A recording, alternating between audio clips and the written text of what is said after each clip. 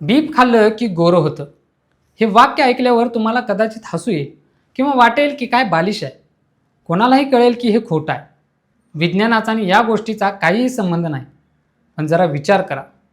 हेच वाक्य जेव्हा एका 15 वर्षाच्या मुलीला वारंवार सांगितलं जातं, तेव्हा काय होत असेल? प्रश्न हा नाही आहे की बीफ खाल्ल्याने कोणी गोरं होतं की नाही.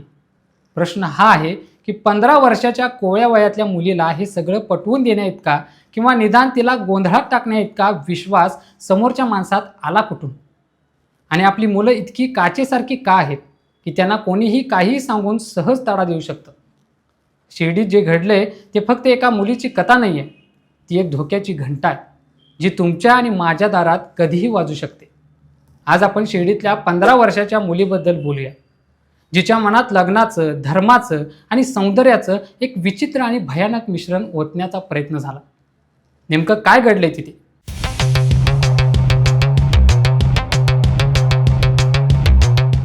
नमस्कार, मी सुनील आणि तुम्ही पाहता या बोलूया. घटना शिर्डीजवळच्या राहाता तालुक्यातली आहे. एक कुटुंब तिथे भाड्यानं राहतं. घरात आई वडील, 2 भाऊ आणि 15 वर्षाची मुलगी. सगळं सामान्य चाललं होतं.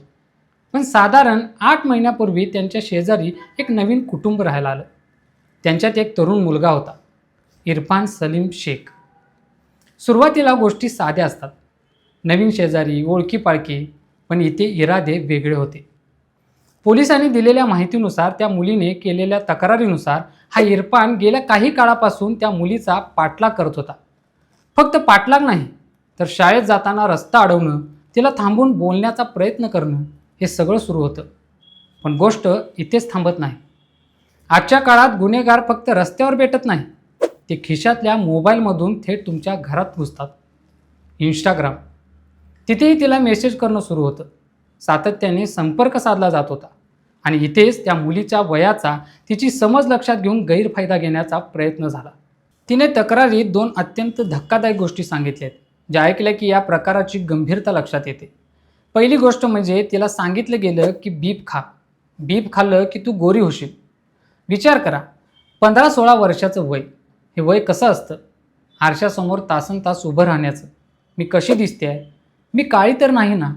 माझा रंग अजून उजळायला पाहिजे का? या प्रश्नांनी मुलींना आणि मुलांनाही घेरलेलं असतं.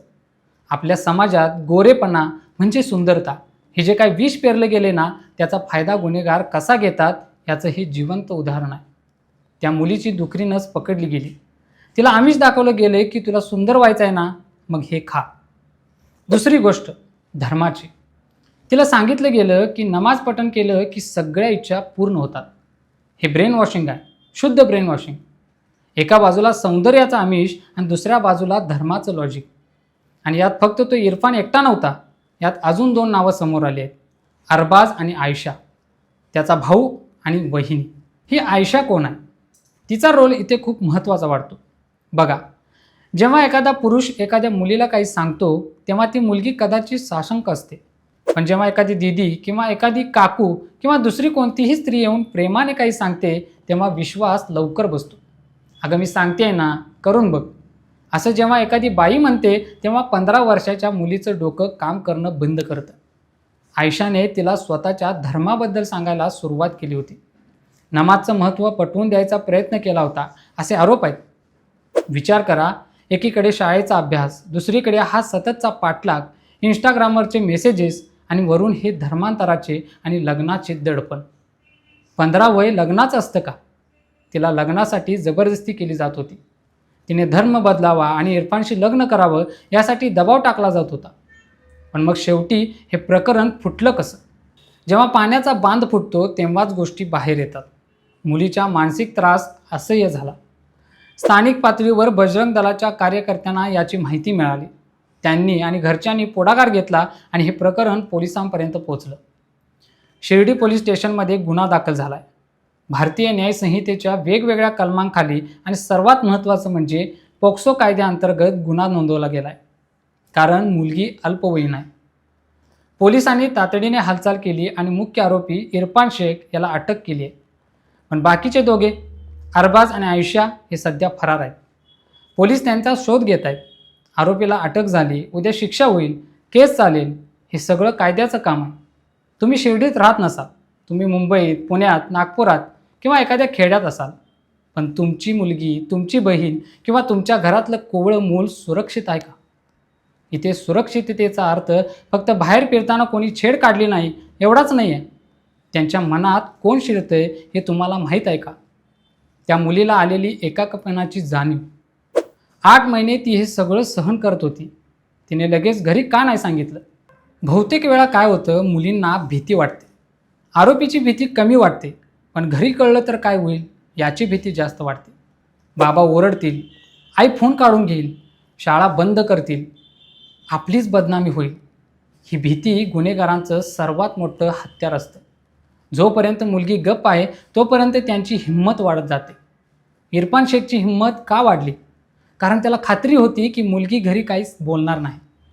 आपण आपल्या मुलांना संस्कार देतो, मोठ्यांचा मान राख, अनोळखी लोकांशी बोलू नको, पण आपण त्यांना हे सांगतो का की बाळा, कोणी तुला त्रास दिला ना तर आधी मला येऊन सांग, मी तुझ्या पाठीशी उभा राहीन, मी तुलाच दोष नाही देणार. जोपर्यंत हा विश्वास आपण मुलांमध्ये निर्माण करत नाही तोपर्यंत शिर्डीसारख्या घटना घडतच राहणार. गुन्हेगार फक्त संधी शोधत असतात. त्यांना माहीत असतं की या वयातल्या मुलामुलींना काय हवं आहे. कोणाला चांगला फोन हवा असतो, कोणाला चांगला रंग हवा असतो, कोणाला बॉयफ्रेंड नावाचं स्टेटस हवं असतं. ते नेमकं तिथंच वार करतात.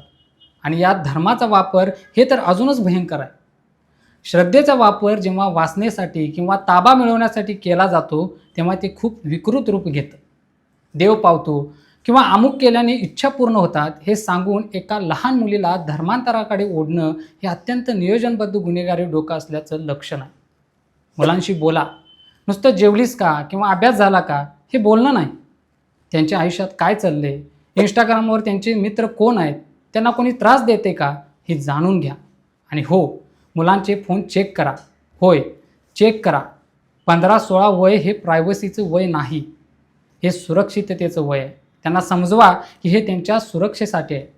जर त्या मुलीच्या घरच्यांना आधीच इंस्टाग्रामवरचे मेसेजेस दिसले असते तर कदाचित हा प्रकार 8 महिने चालला नसता. शिर्डी हे साईबाबांचं गाव आहे. सबका मालिक एक. जिथे सांगितलं जातं तिथेच धर्माच्या नावाखाली असा भेद आणि असा छळ व्हावा ही दुर्दैव आहे. आज इरफान शेख तुरुंगात आहे, बाकीचेही सापडतील.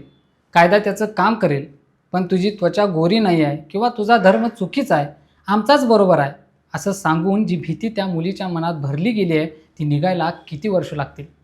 तुमच्या घरात, तुमच्या आसपास असं काही घडत नाही ना याची खात्री करा.